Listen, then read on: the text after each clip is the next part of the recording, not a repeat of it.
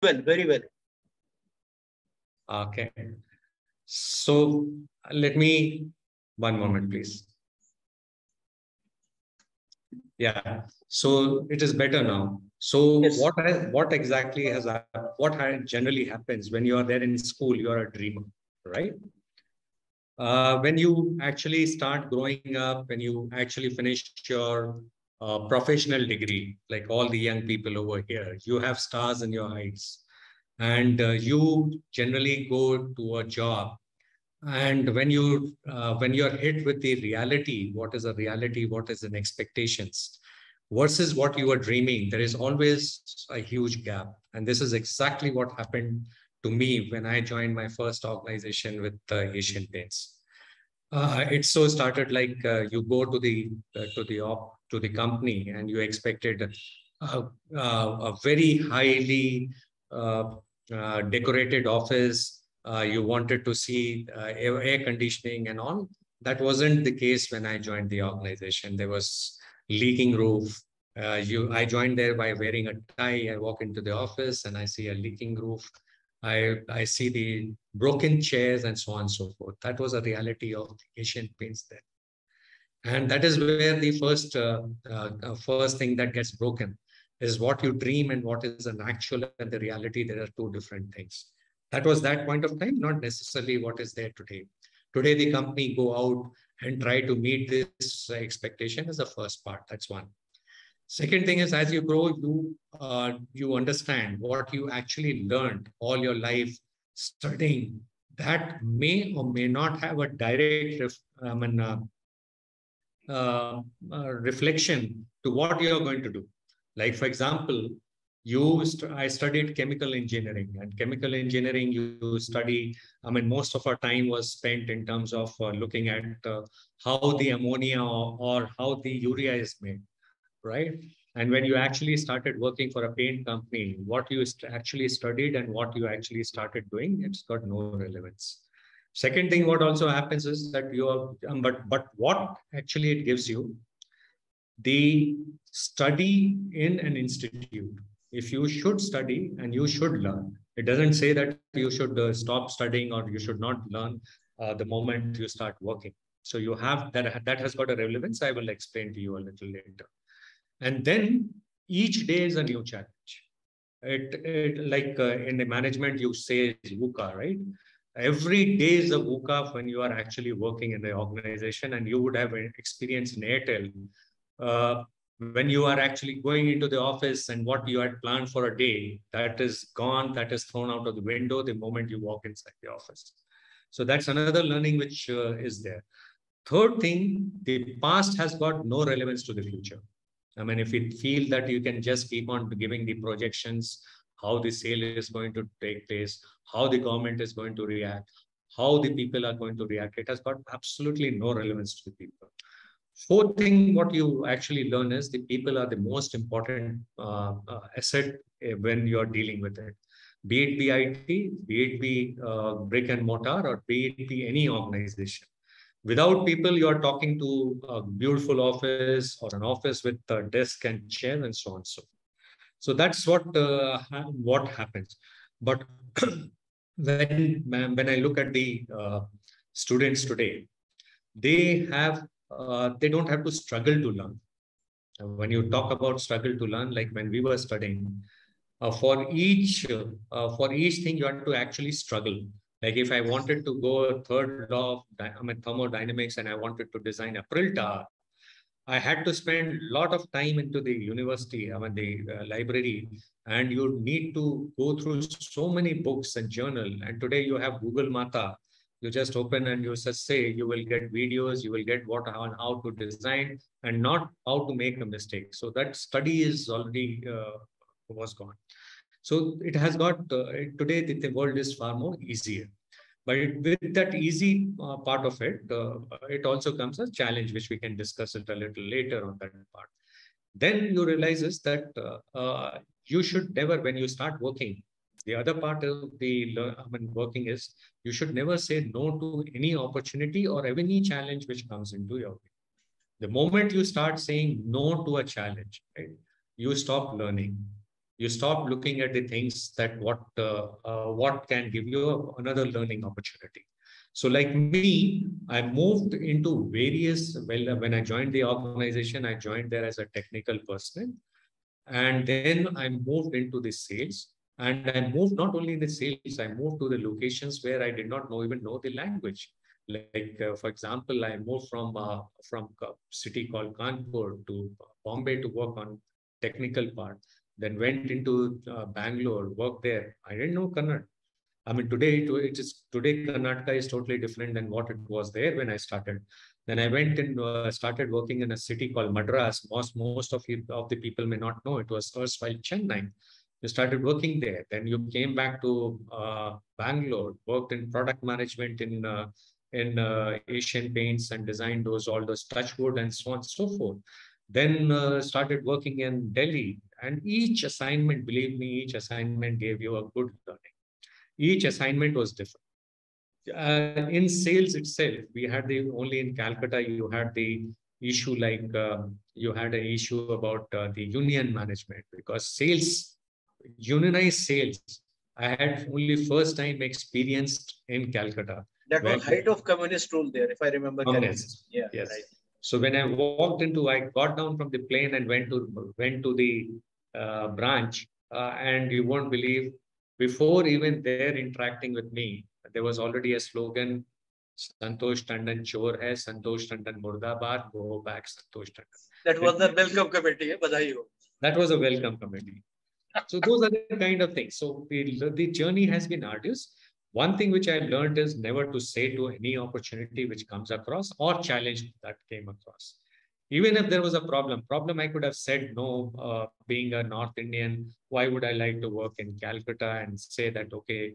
And my two predecessors, they had a very short stint in Calcutta, 6 months and 9 months because of militant union. And that is a place where I spent about close to about 3.5 years. So those kind of things, you should never say no. So that's one thing which I learned. The other thing that I also learned in this journey, the opportunity to learn is immense. It all depends upon the person whom he wants to. Nothing will come and no person would come and lay out everything on your table and will say, this is what you do, you will get this job, you will get this salary, you will get this designation. To me, designation does not mean anything in life.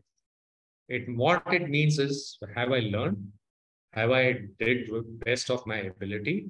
And do I know the best people who can actually do the problem solving for me? They could be my senior, they could be my colleague, they could be even my juniors, or could be a consultant outside. So there are enough number of people who are better than me and they can do for that specific job and that they can do.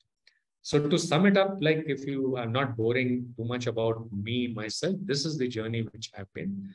And other thing that primarily at some point of time, there will be more discussion about. It's very lonely at the top. I'll tell you, it's very, very lonely at the top. Yeah, tell me all about it. Nobody would come back and tell you what exactly needs to be done. That's been there. That's been there, yeah. Swarovski, I remember I was controlling South Asia once for a time. It's very lonely at the top and you have to take decisions. The whole thing should not stop, which is first 6 months when I was there lonely at the top, first 6 months of my career as a country head or trying to build Strapex there. I was paralyzed because I used to take a long period of time to take a decision. Then I realized if nobody is going to question my decision, the worst thing, I would be my worst enemy for not taking decisions. True. Take decision, move forward. You will create mistakes. You will be wrong 9 out of 10 times. But at least one time you will be right. Better lament after taking a decision instead of lamenting for not taking a decision. Absolutely. And there I learned this thing, the concept of fail fast. If you have to fail fast. So that's another learning which I would like the people to do. You guys are young. The guys are filled with the knowledge. There is no dearth of knowledge that is available. Everybody has got the same level of knowledge that is available to you. It would depend upon, the success would depend upon how good, how well you use that knowledge in the corporate world, personal life, and things like that. Well, if I had to summarize this, Santosh, first of all, I would say it is Murphy's Law. Always remember it. Whatever can go wrong will go wrong. Absolutely. Number two is, I was just introducing them to supply chain. So we were discussing bullwhip effect and then push and pull strategies. So forecasts are meant to fail. That was the second point I was discussing with them. Never depend on them. And third, people are your biggest assets. The best thing you should do, regardless you are a technical guy or non-technical, is your interpersonal skills. Correct. And finally, as you said, that never miss an opportunity. अच्छा हो या बुरा, कोई भी काम अधूरा नहीं छोड़ो. Absolutely. You're right. Okay. Thanks a lot for this insight. Now let us come to the nitty-gritty of the topic of this particular session. International logistics. You have seen it all, you have done it all, and you are actually doing it. Yes. So how things actually have shaped, if we take a period from say like 2019 to current 2022, because 11 plants, different countries, American continent, Asian continent, and Eurasia, everywhere you have been traveling. जब मैं Facebook पे देता हूँ आधा time, first of all I have to ask तुम देश में हो कि विदेश में हो. कई बार हुआ अपने साथ. Accordingly then we talk. Okay. So how is it? How have you seen these logistics and supply chains evolving, then getting a shock, then China obviously rightfully being blamed for whatever the mess happened across the world, the pandemic, and then how reformation or reorganization of this logistics and supply chains, because you are manufacturing the packaging thing. And most of the thing use this flexi packaging and all that thing. I'm not aware of the entire range you manufacture. So we need an insight how actually it has happened. First of all, the basics, how they change, how they evolve, how they got a shock, and how they are realigning again. Okay. See, first and foremost, if we look at total international, I mean, I'm not going to talk about my company, but I'm talking about whole of international, because this whole international got affected very badly in shall we say, during the COVID period. But before this COVID, what you rightly pointed out, people were very, very scientifically aligned. In manufacturing, in supply chain, they were all talking about AI, and everybody wanted the material here and now, right? To say here and now, the logistic was well-oiled. Absolutely well-oiled, in a sense, like if somebody was producing in China, the material will move to the port cities, and from there it will immediately land up to US. So this was a very, very well-oiled structure. Everybody knew, they were all reading the data, whether it was the demand planning, which you said that is bound to fail, so on and so forth, that was going on. Come COVID, clamping happened. It changed the world. Logistically, demand-wise, as well as the supply side. Now look at the world factory, that is China. It was closed down first, right? Yes. It was the first to close down. I still remember when I was coming back from Australia, in Singapore, the Singapore military police took over the airport. That's how I came to know there is going to be a disease called COVID, which is going to hit us. And that was on 3rd or 4th of March. And 8th March was a Holi, and Indians celebrated Holi in a lot of stuff. और उसमें बहुत India में पहला spread Holi के बाद ही आया. I remember very clearly, yeah. So I kept on talking to people, and people said, "Arey, bekar ki cheezein hain, and this is what it is." But China was closed, if you remember that. Yep. So people in US, my company in US was very worried, because there was a lot of sourcing by their customers, like Walmart, like Best Buy, everything comes over from China. Yes. So they were very much concerned about the whole issue about it, and we were having that time even team was not available. We used to use WebEx. Yes. So WebEx was very widely used in our organization, and we were doing this. First, when India locked down, people thought that Modi is primarily an idiot, and he is acting the way it shouldn't have been acting. Overacting. Yeah, overreacting. and Baja Bajao and kinds, everybody went to the terrace and was, I mean, he was trying to inculcate the thing. Opposition was Not trying that, to make a career out of it. Yeah. Okay. so this was happening, but Yeah. we knew what was happening across the world. Yeah. My Thailand plant got closed down. My Australian plant, people were not able to make it to the plant. They were being stopped. We had to close down for about 6-7 days, which was there, and so on and so forth. So my plant, which was the last one to close down for a day, so they also closed down for a day. So people had to this kind, and then came India, and India suddenly on 23rd, 22nd, 23rd, I forget the date. I got a call from the plant where I'm sitting here. This is the Stopac Bangalore plant. And I got a call that we are stopping the operation for a day because this is where it is. Now, this was a knee-jerkers to the entire part. Coming to the world scenario, world knew what was going to happen, whereas India did not know what exactly is going to be and what is it, because we did not have that kind of experience. So we were running helter-skelter.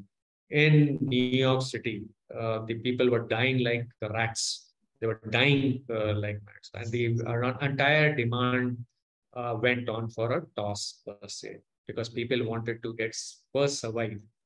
The first mantra in the Western world was survive, followed by Italy, survive, first survive. And then we will worry about the other things, because there was a lot of inventory which was already there, sitting in the warehouses. Nobody actually bothered about what is going to come from India or China. People wanted to survive, and we were also trying to survive, but we had lots of back orders which we needed to do. We got the permission because our products, some of the product what we manufacture here, they go to pharmaceutical, food and beverage in US and in Europe. So what happened is that we got the letters from there, and just a record period of 8 days or something, all our plants in India, they were up and running. And that is something which is the remarkable thing, that people took the special permit and they started coming to the plant. Our production started going. Not only us, we also got the permission for our raw material suppliers to actually start doing a supply to that, so that we can start exporting. Now, coming to the demand side of it, people were just trying to survive. So nobody was going to Walmart. One demand side where everybody went wrong in US was the vanishing of the toilet paper. Did you guys hear about this story? Yes, yes, it was in the news. Yes. It, in 24 hours time, Walmart ran out of 3 months of stock. 3 months of stock of toilet paper in 1 day's time, 24 hours time. So that is what you can call about the VUCA there, right? People never thought that instead of using toilet paper, they could use water, right? That is another thing. Other thing that happened, baby food, everything was empty. Okay. Where people were stocking up as if baby won't grow up in 2 years' time or 3 years' time. So people were just sanitary napkin, your baby napkin, all vanished. So that is where the demand, then suddenly there was a surge of demand where to get it. Second thing which happened was the alternative things, the demand started where the people never thought of. The mask, PPE, huge amount of orders were flooded in the place like Bangalore. In fact, you won't believe, uh, we never had made PPE, never. But we had to make PPE because all our plants, they could not source PPE. Yes. So like masks, we were manufacturing masks, we were manufacturing the gowns for our people. And we never made that as a business. We distributed a lot of them in Bangalore because we were not trained to do, and not the quality which we would do. Just because we had some trained manpower, we hired a few of them and they started doing that. That's just an introduction, because again, lining in a black cloud, even at here in Indore, companies like say SRA, formerly Shriram Fibers, and Flexit of the local company. I mean, they actually made the best of their turnovers during that period because everybody was into PP. And the Absolutely. small local paint companies who were actually struggling with giants like Nerolac and Asian Paint, they all converted to sanitizers. And in Sanitizers. fact, people earned accolades in being the outstanding entrepreneurs. Absolutely. तो वो भी था मतलब किसी का नुकसान किसी का फायदा that happened here everywhere. Lot of things that so the demand started getting in from something like people started importing what do you call like ventilators. Yes. Nobody thought that ventilator would be such a big industry.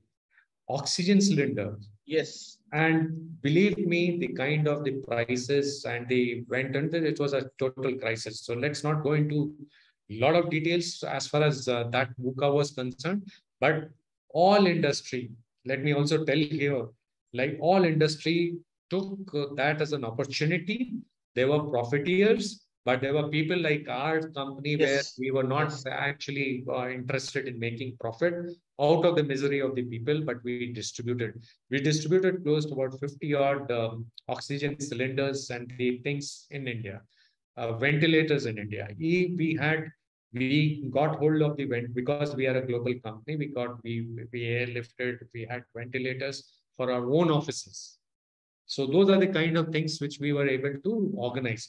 But remember, that's not business. That was just a thing which was a blur in business. Yeah. The first principle in the business is build in this sense, this kind of crisis, build a goodwill. And because we build a goodwill, we in the second wave, in the third wave, we were never had to take a permission from government to operate our plants. Whereas our competitors, our neighboring company, they had to run because in second wave, getting the permission from government was even more difficult. Yes. Use that, never ever make money out of the human beings' misery is one first principle. The second thing is don't take life for granted.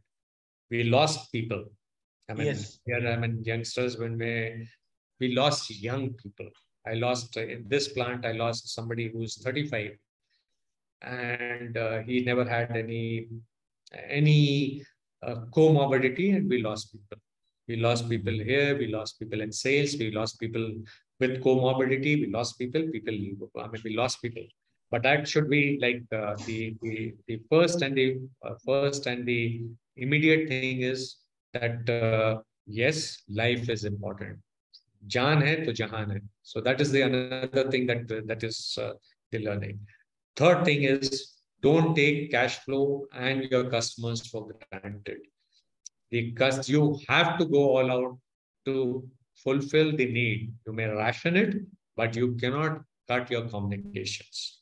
So that's another learning which was there in this part. The nobody was able to focus like in sales in the retail management when you're talking about it. The first thing what it starts is your demand forecasting. There are Yes. a number of tools which are available. Whether you go by historical, a logarithm is there. You go with D365. I mean, there's so many a plethora of things there. I still remember when we implemented SAP R3 and ITU system in Asian Paints. We took care of the historical and do, but in this kind of VUCA, nothing works. Yes. Steel, China, the major exporter for steel, it went off. We had you and this logistic, we airlifted steel from India to Germany. I don't know whether people will understand it here. Steel cost you close to about, in dollar terms, I will talk about. The steel strap what we make and steel seal what we make, it would be the selling price would be close to about $10, $20. That is $1.20 per kg. The amount of freight which we bore was about $5. Yes. Why? Because there will be billions of dollars worth of steel which had to be packed and sent. So people will understand here, Santosh, because one of my students, her family is into handicraft business from Jodhpur, and Jodhpur is famous for iron handicrafts. And I was consulting a few of the companies, and because of the total chalta hai late latif attitude, they had to airlift certain things, and that was the way they actually learned ki time se kaam kar lo, Otherwise, it could drive you out of business. Exactly the same terms we are telling. Absolutely. You're right. You're bang right on that. Because if I don't do it, somebody else will do it. Yes, Yeah. exactly. One more thing, just to I'm interrupting you. How does the ports, whether it's the airports or the seaports or the agents and all the agencies and the infra, because actually it must be cracking under the pressure. Oh, yeah. Somewhere there was nothing, somewhere there was everything, and all the relief and all the tamasha and all the government machinery. So you have seen this in very close quarters. How Absolutely. was this managed? The nitty gritty. I understand about your plant and what is happening, but you were actually traveling around. If when you were not traveling, you were traveling around your screen, taking everything what is happening. So how it actually happened? Okay. And how it was managed finally? Yeah. See, couple of things which has happened, which is what it would have been probably till August 2020, right? When the COVID was raging widely, the crews could not get down to the crew. I mean, I'm talking about Ports, yeah. The docking area rather. Yeah, docking area. They could not disembark. Yes. So crew had spent, some of the crew members, they spent close to 6 months on board of ship. Yes. Going from one place to another. Yeah. Point number one. Point number two is because the people thought that they will not be exporting, so they retrenched their own people. Yes, yes. In US particularly, I can talk about, there were 50% of the workforce were laid off in Oakland, Long Beach, then in New York. So these three places, they 50% of the port people, they were laid off. So that's another thing which happened. China was locked down. So the freight, the containers were still available. They were available. The shipping was available. The freight index, or if I can give you, the people can relate here. A container, for, say, from Chennai to, say, Oakland would cost you close to about $3,800. It dipped down to $3,500 per container for shipping it from there. And virtually, if you wanted to get it back, you will get it back from $5 or maybe $10. So that was a reverse logistic which was there. Come September onward, when China started opening up and there was a demand and people started the demand planning in US, people were spending too much time onto the laptop. They were ordering a lot of material from Amazon, all this e-commerce company, and their sales started going up. Logistic went haywire. From there to May 2021, we had the freight prices went up from $3,800 to close to $26,000. Wow. Imagine the difference which I'm talking about. $4,000. So if a container, like if the Bangalore people, if they wanted to send apparels, right? And if there was a 10 cents per apparel cost of freight, it would now cost 8 times more, which means 80 cents. So a dollar shirt, which is being t-shirt, which is being sent from here, and it would have had only 10 cents as a thing. It was now almost equivalent to the cost of the shirt. Yes. So that is the kind of thing which went on. Forget about that. Planned sailing started happening. You had a schedule, you had a shipment, your containers will not be lifted because the ship is going to move, instead of India, would go to Shanghai. So that's another thing which happened. Third thing which has started happening is that the Chinese, a lot of ships, they started picking up material from China, and they all got stuck in western coast of US. So all, if you talk about it, the generally, like in a port like Oakland, you will get about 30 to 35 ship waiting for anchor, and it will be about 1 to 2 days of waiting time. The waiting time was 15 days. Yes. And 15 days of waiting time, and there were about 300 ships which were waiting to dock. So what is going to happen? Your supply chain is not going to work anymore. So what the clever people, how the clever people did, Walmart hired, leased out 4 ships on their own. They were bringing the material, docking it to the port, lugging it out. That is what is a supply chain logistic and flexibility for a company like Walmart, Best Buy. All the people started doing a leasing of the ship instead of leasing of a container. Okay. The larger companies like the aluminum manufacturers and the steel manufacturer, instead of transporting the material into the containers, they have started doing a break bulk. I hope people understand what break bulk is. Break bulk is like in the olden days, container was not there. Prior to 60s, there was no containers shipment. After 1960 onward, the containerization started, Yes. which means the standardization. And there are 3 or 4 types of majorly the containers which are available.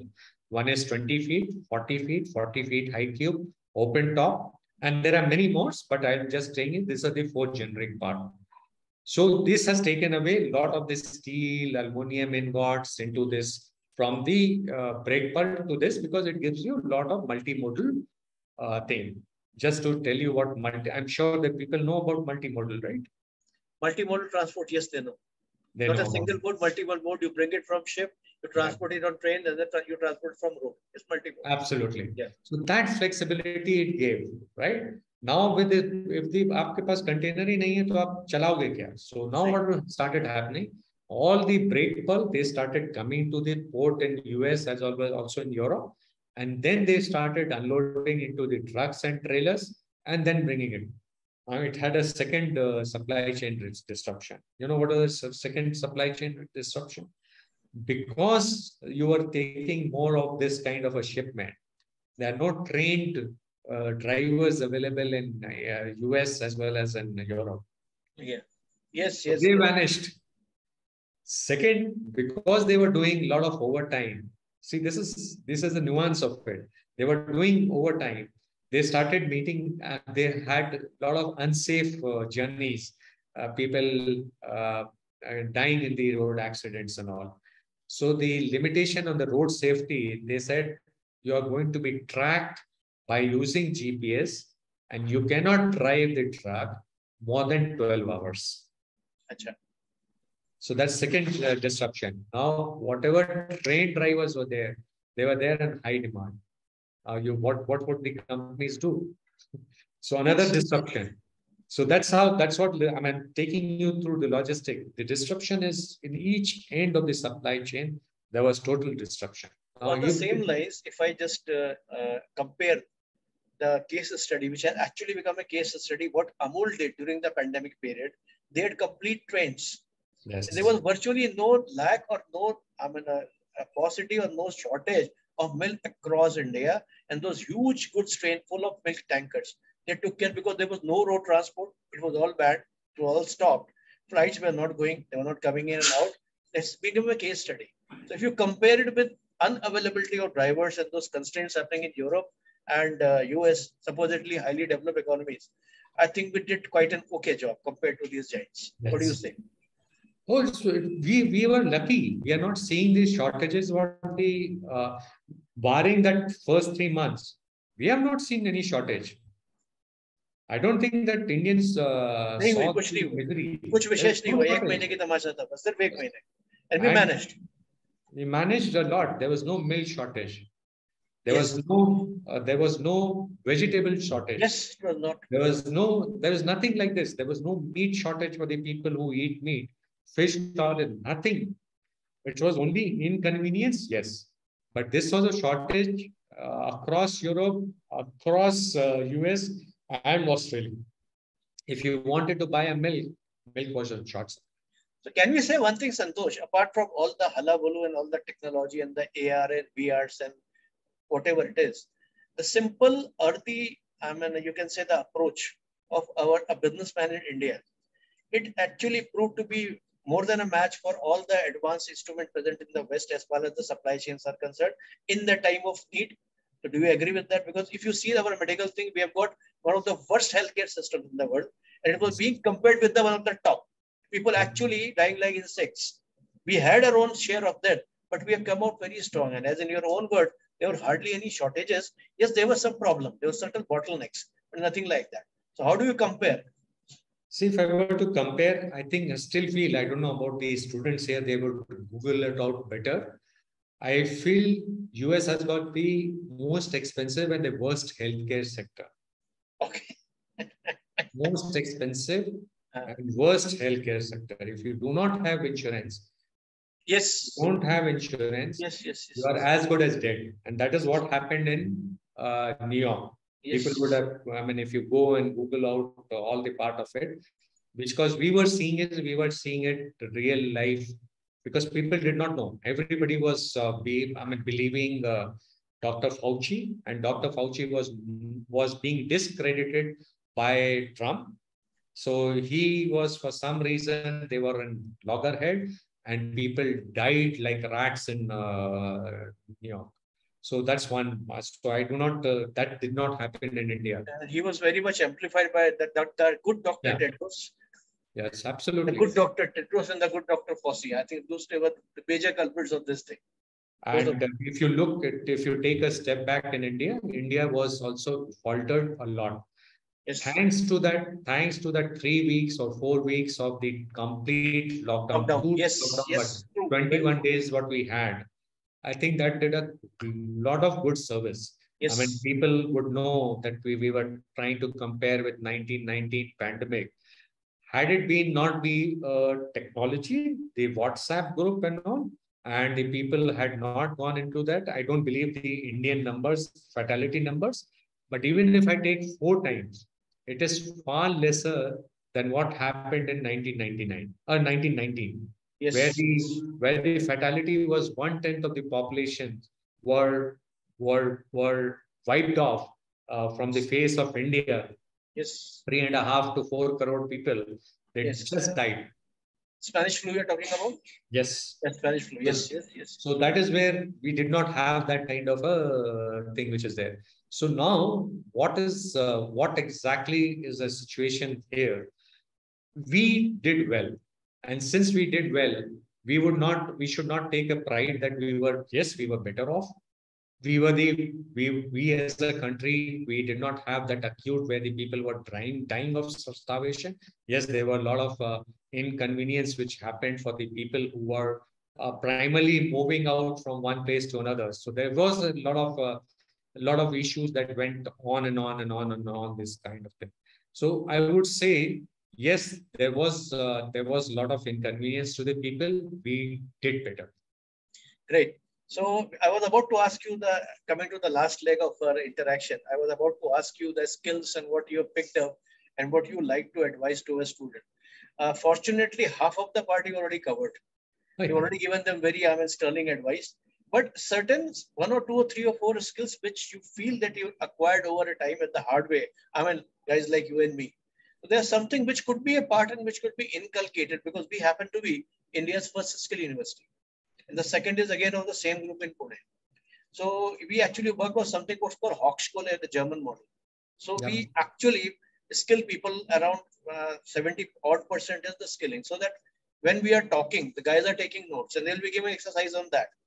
And there would be a part what they will be analyzing what you said and what we discussed. There will be another part where they will be giving real life problems that now you solve them from the learning what you have for the interaction. That is the skill part. So when they land up finally and giants like you actually make them to work. So at least you find them pretty workable, and in fact, they can part of the revenue generation at least in a month or so, which generally takes other guys for at least 6 months. That is what happens in the market. So any few skills, any 2, 3 things, whatever you like, 3 or 30, which you might have picked up and which could have been actually inculcated as a simulation at this particular stage itself. See, one thing which, I'll take a first step back. What I was talking about it when I say there is no correlation between the academic and the actual. First thing, what actually says is that it does not mean that you should do away with academics. No, answer is no. First thing is that what you should do is absolutely keep on learning and theoretical because it gives you a perspective. One of the thing is perspective, which we tend to lose there. Perspective of the whole things, what has been taught. It does not mean that when you learn about the differentiation and the integration in calculus, it does not mean that does not work. If you go toward a research kind of thing, and some problems should come up, you will apply. I have applied that, so that's why I say, okay, this is where it is. So don't give it away what you learn. What you require to pick up this skill set is one is interpersonal skill. Interpersonal skill leads you to many opening up of many doors. The second thing which I learned is from my boss, I learned never take no for an answer. I will stray a little bit here and give you a very interesting anecdote. What happened? I was working with Asian Paints, and we used to have 5 days a week working. On a Friday afternoon, my boss walks onto my table and gives me Gujarat Electricity Board tender, which was about 500 pages tender, and says this has to be sent. Can you help me here? It was not my job. Can you help me here? And can you make this the entire go through the tender and can make a quotation? Say, imagine this is all physical. Huh? Make a quotation and make sure that it is dispatched by tomorrow 10 o'clock so that it is submitted on Saturday before the closing of the business hour of Gujarat Electricity Board. Now, all of us sitting here at about 3, if you get this, and I had a ticket. That time a movie was released, which was called Ghost. A lot of people might be knowing on that part. Patrick Swayze. Yeah. Right. So we had this ticket, and my friends were also going. So I had those tickets with me, and I said, okay. And this is there in Mumbai, and Mumbai you had to just go to the Sterling to see this movie. So I told him, my boss, can I do it on Monday? Because I have to leave in 3 hours time along with my friends to enjoy this movie. He said, but it is due tomorrow. Now there were two choices. One choice is I could say that it is not my job. It was actually not my job because it was somebody else's tender business. I had done tendering business, a lot of it. I could have said that. That's one. Second one is I would have said, okay, let me go out and sell the ticket and so on and so forth and do that part. And second choice was sit down, forget about the movie, do something, learn something and do it. I started reading the document. I said, this will lead me nowhere. I can't even read because best of the bestseller, I could not finish off in 5 hours time. You couldn't do that. None of you guys can do. So I looked at the important pieces of it, and by the time I finished, it was 1 a.m. Because you have to make the tender, those tenders were very, very bulky, and you have to react to each one of the points. Otherwise, it is taken as your acceptance, and acceptance can be a very bad thing in tendering. I'm not sure whether people know, and if it is a very large tender, it can land you into a problem. So I did all of it. We quoted for that tender. So that happened.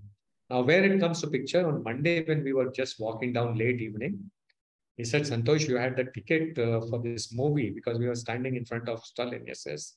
You still have that? He said, yes. I gave it the ticket to him. So he says, chalo, aap baat karte. He went and talked to that box office person. He said, ye ticket hai mere paas, do humko ye picture dekhni hai. Like it is for all of us, 100% of the people over here, we will all feel that is a very stupid request to make, right? So very stupid. He said, "ठीक है, तुम्हारे पास वो he is an अनपढ़ गंवार box office clerk and he says कि जाओ देखो ना तुम अगर देखने नहीं ये टिकट जो है फ्राइडे का है तो हाँ तो he said तो ठीक है तुम फ्राइडे को आके देखना नहीं ये पिछले वाले फ्राइडे का है जो कि चला गया he said तो उसको ऊपर से देखा आप पढ़े हुए लिखे दिखते हो लेकिन अगर चला गया तो आप नहीं देख सकते कहने लगा नहीं सब ऐसा है कि साहब ये देखना है अभी क्या इस टिकट से आज मैं देख सकता हूँ क्या Imagine that fellow, everybody else in this room would feel that he's a stupid guy and is making such a request. He was one person who never took no for an answer. This fellow went on to become the general manager of advertising in Asian Paints. then went on to become the CEO for Bajaj Electrical, and then ultimately became the CMD of Polycab. His name is R. Ramakrishnan. You can just do. He did his doctorate, and he is one of the most respected person. So he taught me never take no for an answer. Pick up that skill. I'm not saying that you were successful there. Please pick up this skill. Don't take no for the answer. A lot of time we feel defeated because we ourselves internal when there is a thing whether I should ask or not. That is the skill set which we should learn. I said interpersonal skill. Never take no for an answer. Third thing, pick up habit of reading, because in today's world you have a WhatsApp while you are attending this university. You also attend another university which is called WhatsApp University. 50% of the things is crap, and 50% of the thing what you actually do has been written in some nefarious intent. Please throw that out. If you actually want to learn, read a book a month. I'm not saying read a book a week. Read a book a month, maybe in electronic form. Do it, and you will learn a little more than what you are doing. Fourth thing, which I keep on advising my daughter also, and I'm doing it here since you guys are young. Limit your screen time. It's better to have one physical friend than having 1,000 uh, friends in your WhatsApp group or a Facebook or whatever it is. You should post whatever you want to do that, but it should be limited to a screen time. That's it. You want to tell the world you have done. Fine, that's okay.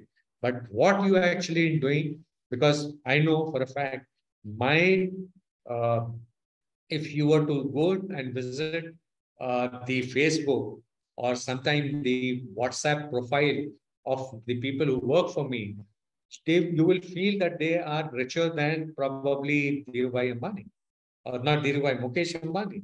They will post to the Bentley, who is not even their own, was standing there. They will take the picture of Bentley or Maybach, and they will post as a profile picture. Come on, that is what you're living into wrong world. Fourth thing, get involved in terms of the future technology. ASAP. Learn about artificial intelligence, or learn about metaverse.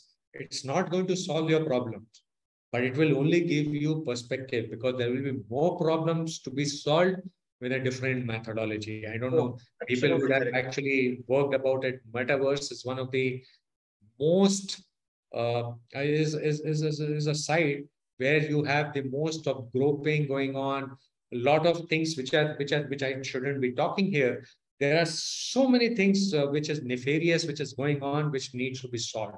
So if you go in that direction, you will still get that part. So that is where learn about new technology. You may not become the expert, but you will be at least be standing to some extent in that. Fifth thing, which is what we'll have to also accept, there are going to be lesser jobs in future. It's not going to be. So learn to deal with the frustration and defeat. It will not be that all of us are going to be, and it is nothing which is changing. When we were growing up, the competition was similar, if not same. The number of people who used to get the job, despite being from HBTI, there were only one campus job which the person could get, right? I shouldn't be boasting. It was only me who got the campus job. All of us had to struggle. It was then, and same is the situation. It is a better situation today than it was there then, right? So don't take that as a frustrated point of it. Learn to deal with your frustration. That's more powerful. Thanks a lot. Thanks a lot. And that was really something I think which our generation keeps on repeating. And I hope that things are taken in the right spirit. So that concludes the entire format of this. And if you allow me, I'll just ask for a few questions if the audience has any, the professors or the students, anybody. Anyone wants to ask any question? Anything at all?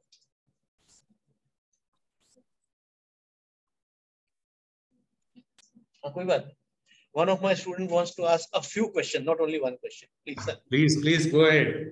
But let me tell you that I am not a know-all person. Yes, please. Ask him whether he has. So, is your firm extended to logistic in Europe as well? Logistic, we are okay. Should I tell you what we are? Yes. You want? Okay. So it is something like this. We are an industrial packaging company. The name of my company is Signode Industrial Group, SIG.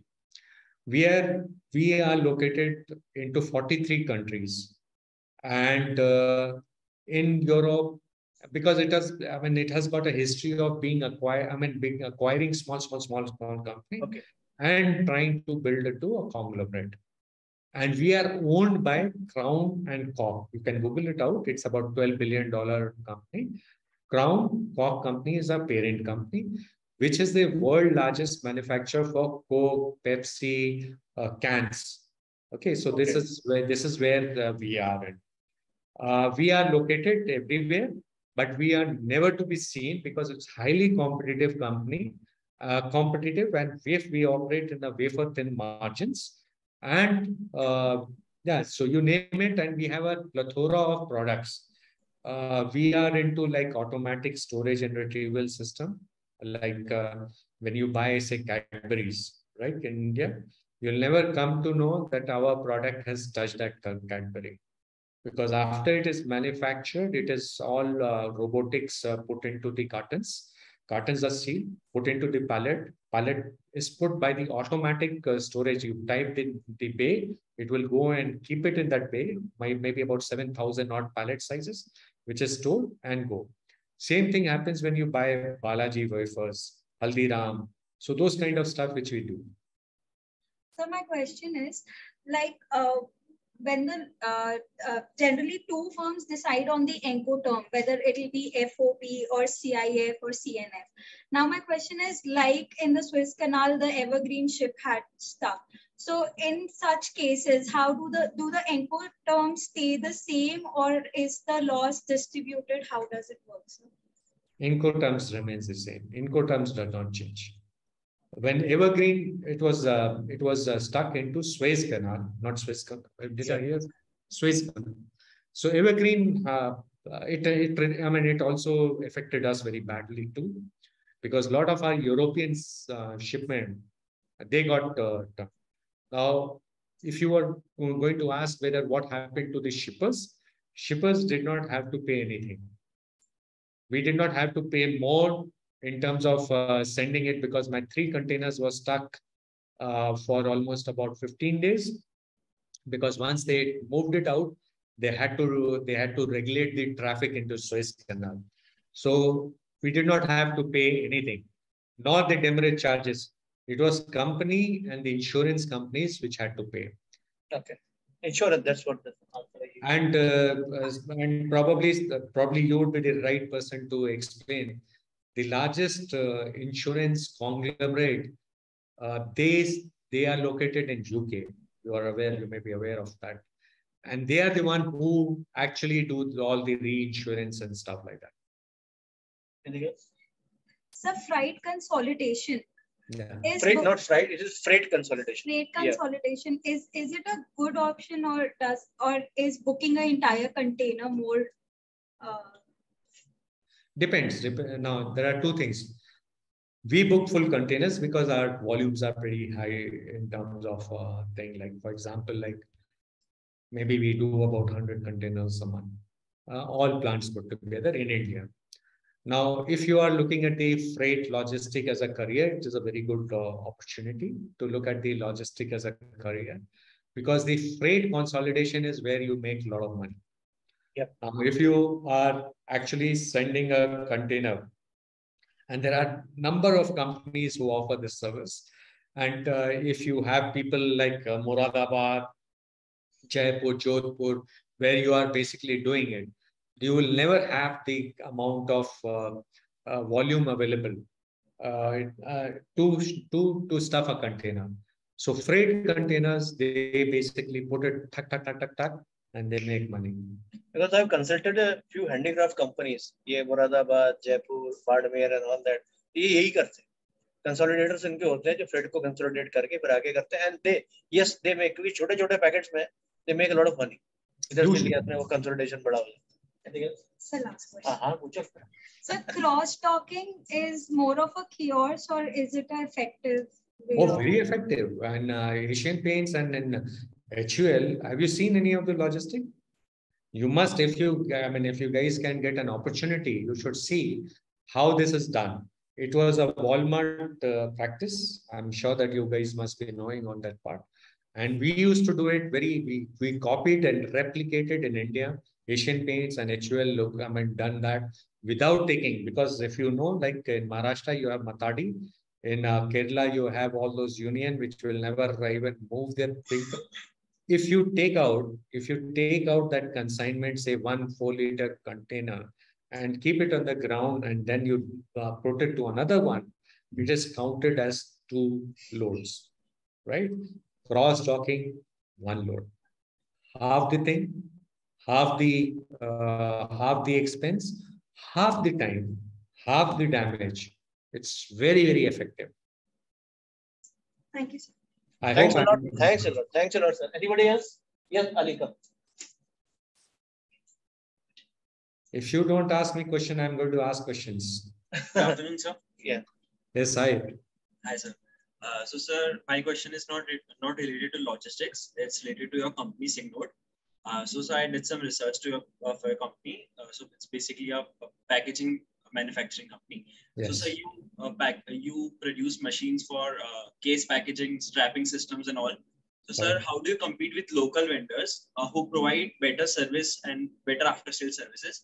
For instance, there's a manufacturing company for, like you say, Haldiram or something. So they have offers for local vendors for machines, and they provide after-sale services and all better than your company. So how do you resolve that? Okay. There are two parts. There are two parts to that question. You will have to depend upon which product is in which life cycle. Now, when we started, when Signode started, right, in India, when they started way back in 80s, 84, 85, right? This case packers is our older technology. Case sealing, and let me put it, case sealing is an older technology, right? We used to sell about 100, 110 per month. Okay, so that was a volume which is there. Today also we sell the same amount. It has not grown. Why it has not grown? Because it is now the other end of the spectra for the life cycle for company like Signode. That is decline. Decline. It is for us, it is going to decline. Yeah. So it is going to be like anything you bring to the market, right? It has got a life cycle, and it also needs an affordability of the thing. When we start on 80s, it was being purchased by a handful of companies. HUL, Asian Paint, PNG, the people who could afford, they had money and they wanted to bring in the flexibility. Now everybody can afford. भाई 1 लाख की चीज तो आजकल हर कोई ले सकता है. We were selling 1,10,000 rupees worth of that equipment when Maruti was costing about 60,000. Yeah. पहली वाली जो आई थी 55-60 हजार वाली. Yeah. So it was so premium. People used to say, I can buy 2 Maruti for the cost of this machine. Today, Maruti, the lowest end is 4 lakh. And that because of the volume, it has come to 80,000, 50,000. So it's a different cycle. So obviously there is a lot of competition, and we have to make that product. We have to make that product because some of the old customers, they still want to rely with Signode product, right? But if we were making only that, we would have been out of business. We have now gone into the case erectors, to the sealer, to the automatic warehousing solutions, the track and trace solutions. So we provide the integrated service. So our thing has also, you have to keep on changing. Like tomorrow, when you go to, you start your own business, you have to keep on evolving. And you have to keep on evolving. People will expect a service. Like in, if Not all people can supply to Reliance. Not all people can supply to HUL. Not all people can supply to PNG. Because for them, it is more of a total solution. Not Cadbury's, not Haldiram, not these people will not allow you to have, because it's a distraction of management time. Right. So, one more question. So, whom do you consider your competitors, like in Singapore? Our competitors are many. So, like, Plethora. Veripack will be considered your competitor? Which one? Veripack Industries. It's a Italy brand. There are many competitors. I mean, if I were to count the competition, each product will have at least 10 competitors. Each product, what I make. Like, for example, if we say case sealer, there is competition from China, from Taiwan, from Malaysia. There is lots, and there are close to about 100 competitors in Gujarat alone, right? In case sealer. But when you say about the steel strap, there are about 10 competitors in India. Steel strap, like when you, okay, to give you an idea, when you next time when you go to a highway and you see the huge coils strapped with the steel, very small amount of steel strap, right? And the cladding. We have close to about 70% of the whole of India business with us, right? But it is so competitive. It is so competitive. The other 10 people who occupy about 30% of the market share, right? They have made sure that our margins are pretty wafer thin. So there are many. Thank you so much, sir. You're welcome. Anybody else? Or going? I think that's about it, because as we understand, they are just beginners, freshers, about to enter the market in some span of time, specifically the third sem, because this time has come for their placements. Rest are just beginners, first sem. So, well, just as formality, because you understand, it was great to have it. It was very engrossing discussion for me. I don't know. I'll ask the students later. For me, it was very engrossing. A lot of things actually came fresh in mind, and a lot of new learnings came through. And then the icing on the cake was talking to you after such a long time, maybe in a virtual mode. So if you plan to come to, as we discussed on phone sometime, to this part of the country, it will be great to have you in person. Me personally, obviously, and even my students, they would actually benefit from your, because supply chain is a lot of fascination, lot of inclination, and very less knowledge. अभी भी लोगों के लिए थोड़ा enigma है. हालांकि it's pretty simple, but थोड़ा enigma है. So that's why I just considered on that. So great, thank you. Thanks a lot. I'm not as interesting person as the person in sales and marketing. What you have to. But anyway, it was great. At least personally, मुझे बहुत सारी चीजें मेरा दिमाग fresh हो गया. And thanks a lot. And you spent time अपना busy schedule. I know how busy you are. And on behalf of the university, on behalf of my student, I extend my thanks from heartfelt thanks, and hope we meet again sometime. Sure. Thanks a lot. Okay. Thanks a lot. Thank you. Bye-bye. Thank you.